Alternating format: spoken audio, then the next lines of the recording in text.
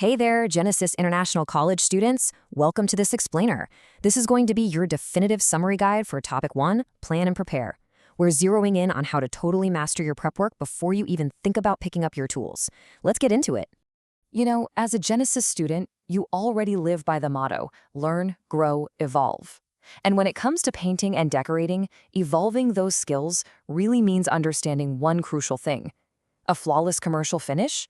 Yeah, that starts way before the adhesive ever touches the wall. Honestly, your reputation as a top-tier decorator is built entirely on the invisible foundation of your planning and prep. So here's our agenda for today's Master Craftsman's journey. Number 1, wall coverings versus wallpaper. Number 2, steps to plan your job. Number 3, essential tools and equipment. Number 4, site safety and PPE.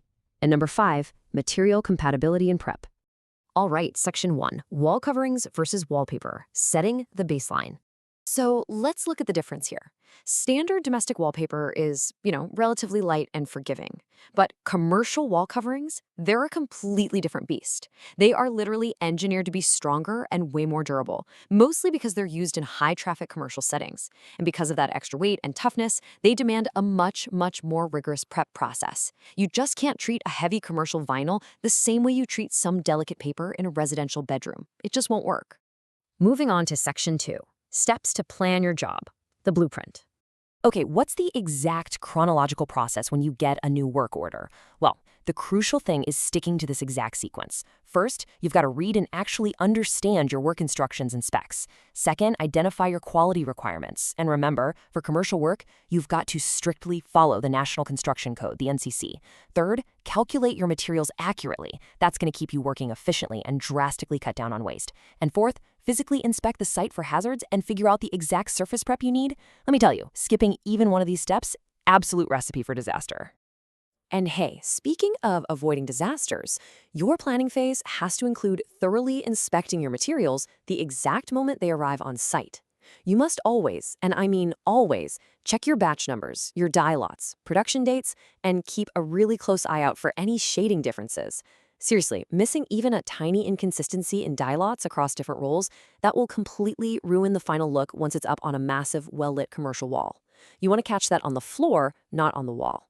Next up, Section 3, essential tools and equipment, the arsenal. You can't build a house without bricks, right?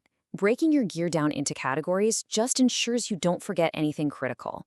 You're going to need precision leveling tools. We're talking laser levels and plumb bobs to make sure your drops are perfectly straight.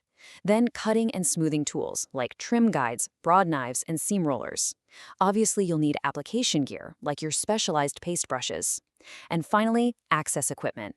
Trestle kits or scaffolds are a must so you can safely reach the top of those high commercial walls. But here's the thing. It's not just about throwing money at the most expensive tools. It's about how you treat them.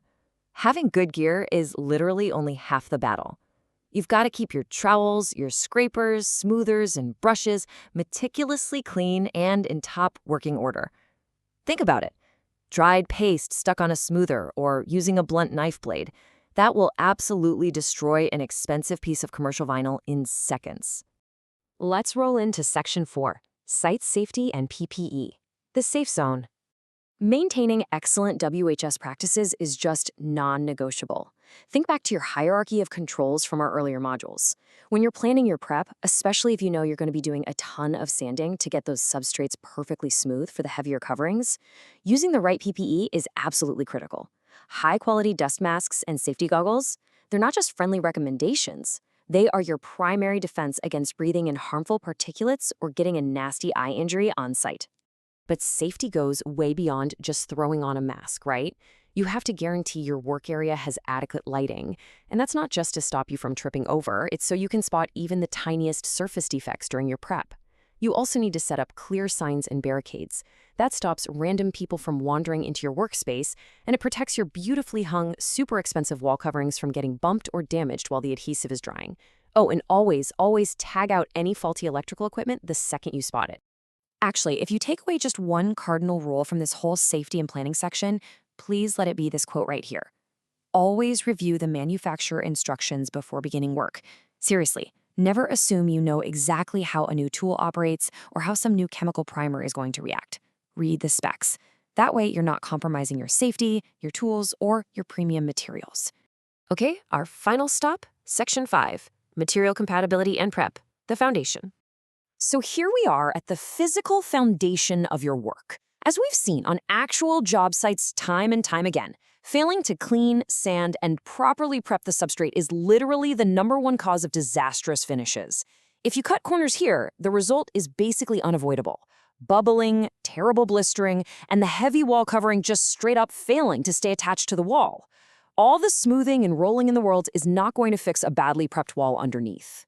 Now, a massive part of this foundation is material compatibility, especially when we're talking about adhesives, because commercial wall coverings are significantly heavier and way denser than standard domestic stuff. You can't just slap on some standard off-the-shelf paste, no way. You absolutely have to consult the manufacturer's technical data sheets. You need to verify that your chosen adhesive can actually physically support the weight of the covering you're putting up and that it's not going to have some weird chemical reaction with your primer.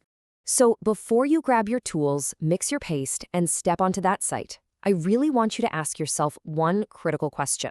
Are your adhesives, your primer, and your advanced wall covering perfectly, undeniably matched for the specific substrate you're working on? Getting a confident yes to that question is how you guarantee a flawless, professional, and lasting finish.